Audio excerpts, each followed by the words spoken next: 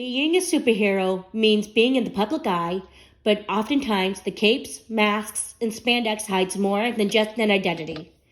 Superheroes often put on a persona, and the 35th Super Sentai is no exception.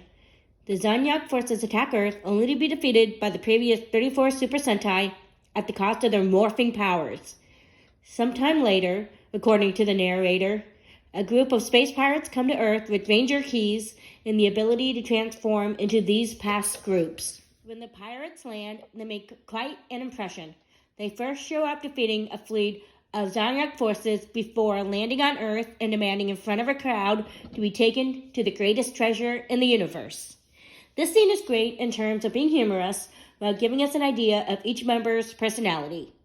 Captain Marvelous is brash, First Mate Joe is serious, former thief Luca is greedy, Engineer Dog is a coward, and Princess Ahim is kind. The pirates rush in to rescue a group of teachers and school children from the Zanyak.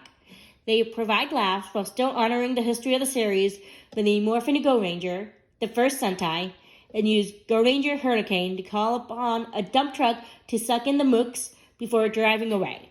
Marvelous claims they were just angry that the Zanyak interrupted their curry meal, but that statement is obviously a front. One thing made obvious is while their traits are genuine, their personalities remain somewhat of a facade.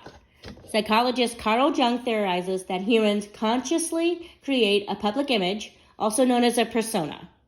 The Cambridge Dictionary defines persona as the particular type of character that a person seems to have that is often different from their real or private character. Personas hide a person's motivation and allows them agency in how they appear to others.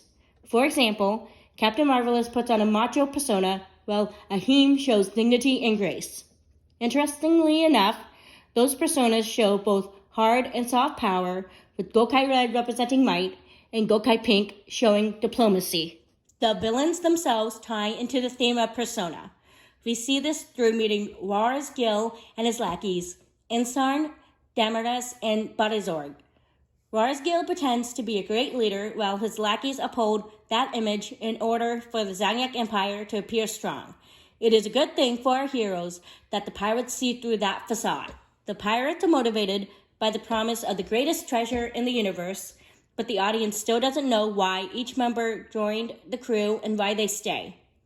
Their personas hide the true reasons why the treasure is important to each of them. Giving the pirates personas is a way for the characters to show depth and character growth later on. Notably, the pirates only let down their persona when they show empathy for humans. The crew seems genuinely sad to see the Earth under attack at the mention humans will face the same hardships of their own home worlds. In a way, the people of Earth stand as an audience surrogate as they watch the pirates and see beyond their personas.